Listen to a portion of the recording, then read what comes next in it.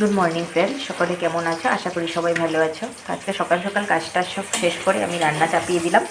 তো এখানে বানাচ্ছি, আমি আজকে লোটে মাছ বানাচ্ছি। আর এখানে লোটে মাছের জন্য বেগুন ভাজছি। লোটে মাছের জন্য এখানে বেগুন ভেজে আমি নামিয়ে নিয়েছি।